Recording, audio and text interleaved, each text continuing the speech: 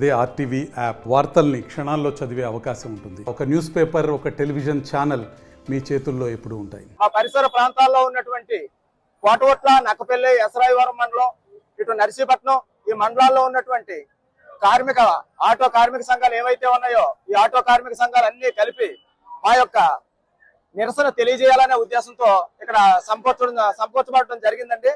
అయితే బాధాకరమైన విషయం ఏంటంటే మొన్న ఆగస్టు 15వ తారీఖున ప్రవేశపెట్టినటువంటి ఫ్రీ బస్సు, ఉచిత బస్సు ఏదైతే ఉందో ఆ ఉచిత బస్సు పథకం వల్ల కార్మికులమైనటువంటి మేము చాలా నష్టపోయామండి. ఎందుకంటే మా ఆటోలో ఉదయం లేస్తే తెల్లవారే వరకు, ఉదయం లేచి సాయంత్రం వరకు 100% మంది మహిళలే ప్రయాణం చేస్తారండి. ఆ 80% మందిలోనూ యనమండూరు కూడా 80%కి యనమండూరు కూడా ఈ రోజు ఆటో వైపు కన్నెత్తి చూసిన పాపం లేదండి. ఎందుకంటే వాళ్ళు ఫ్రీగా వస్తుంది, వాళ్ళకి వచ్చిన అవకాశాన్ని వాళ్ళు ఉపయోగించుకుంటున్నారు, వాళ్ళది తప్పు లేదండి. అయితే మీరు పెట్టిన సంక్షేమ పథకాన్ని కూడా మేము తప్పు పట్టట్లేదండి. కాకపోతే ఏంటంటే మాకు వచ్చిన ఆపద, మాకు వచ్చిన ఇబ్బంది ఎందుకంటే అది మా బ్రతుకు తెరువు మీద దెబ్బ పడింది కాబట్టి మేము చాలా నష్టపోయామండి. ఎందుకంటే ఇది వరకు రోజుకు ఒక 600-700 సంపాదించుకున్న మేము ఆటో ఫైనాన్స్ నిమిత్తం 300-400 రూపాయలు తీసి పక్కన పెడితే 30 రోజులకి 300-1200 ఫైనాన్స్ కట్టుకునేవాళ్ళు అండి. మిగతా 300 రూపాయలతోటి మా భార్య బిడ్డలు మేము పోషించుకునేవాళ్ళు అండి. ఈ రోజు 700 కాదు కదా, 70 రూపాయలు కూడా సర్వీస్ చేయలేని పరిస్థితిలో మేము ఉన్నామండి. ఉదయం ఇంటి దగ్గర నుంచి ఆటో స్టాండ్ లో పెట్టి తీసుకొని వస్తున్నాము. స్టాండ్ లో సీరియల్ రాయించుకొని బస్సు ఎక్కిపోయే వాళ్ళకి అసలు ప్రయాణికులకి అలా చూస్తూ మా పరిస్థితి ఏంటి, మా బ్రతుకేటి ఎలా మారిపోయింది అలా ఆగమిగోచరంగా ఆలోచిస్తున్నాం. ఎందుకంటే ఒక టీ తాగిదామంటే జోబిలో రూపాయలైన పరిస్థితి అండి. ఈ రోజు మరి మేము ఫైనాన్స్ ఎలా కట్టుకోవాలి, మా భార్య బిడ్డలు మేము ఎలా పోషించుకోవాలి, మా బ్రతుకు తెరవేటి. ఎందుకంటే మాలోను కూడా చాలా మంది డిగ్రీలు చదువుకున్న వాళ్ళు ఉన్నారండి, ఎంఏలు బిఏలు కూడా చదువుకున్న వాళ్ళు ఉన్నారండి. కాకపోతే ఏంటంటే మా పరిస్థితులను బట్టి అన్ఎంప్లాయ్మెంట్ కారణంగా మేమేంటంటే ఈ ఉపాధిని ఎన్నుకొని ఆటోల మీద బ్రతుకు తెరువు కోసం ఆటోలు నడుపుకుంటూ జీవిస్తున్నామండి.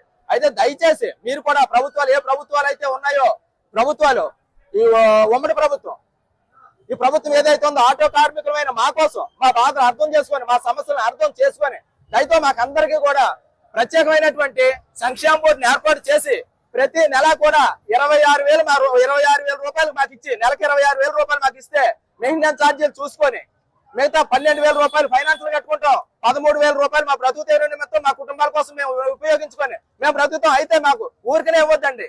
మా ఆటోలు ఏవైతే ఉన్నాయో మా ఆటోలు ప్రతి ఆటోని కూడా గవర్నమెంట్ హ్యాండ్ ఓవర్ చేసుకోండి. గవర్నమెంట్ హ్యాండ్ ఓవర్ చేసుకొని మెయింటెనెన్స్ చూసుకోండి. గవర్నమెంట్ హ్యాండ్ ఓవర్ చేసుకొని మెయింటెనెన్స్ చూసుకుంటే రోజుకి గవర్నమెంట్ వారి కంపెనీలో ఇప్పుడు 8 గంటలు డ్యూటీ చేస్తున్నాడు, మేము 12 గంటలు డ్యూటీ చేస్తాడు ప్రభుత్వం.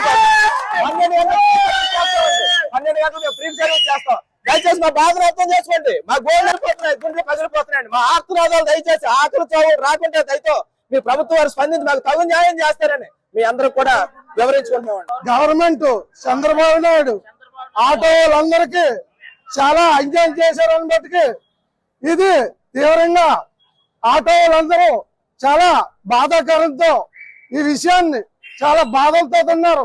చాలా మంది, ఎంతో మంది చదువుకుంటున్న యువకులు ఎంతో చదువులు చదివి ఆటోల్లో ఫైనాన్షియల్ తెచ్చుకొని ఎంతో ఇదిగా బ్రతుకుతున్నారు.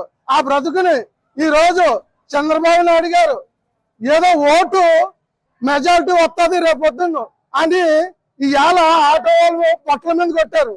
ఈ విషయంలో చాలా బాధాకరంతో ఆటో వాళ్ళందరూ చాలా బాధతో ఎంతో చాలా ఇత్తది మాట్లాడుతున్నారని బట్టి ఈ విషయాన్ని ఆటో అందరూ కోరుకునేది ఏంటంటే ప్రతి ఆటో వాడికి 25,000 ఇవ్వాల సంవత్సరానికి, లేకపోతే ఈ bus free తీసేయాల.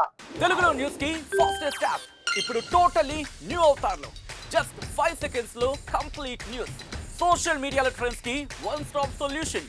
Live TV app voice search option తో ఇప్పుడే డౌన్లోడ్ చేయండి లేదా అప్డేట్ అయిపోండి. యాప్ లింక్ డిస్క్రిప్షన్ లో ఉంది.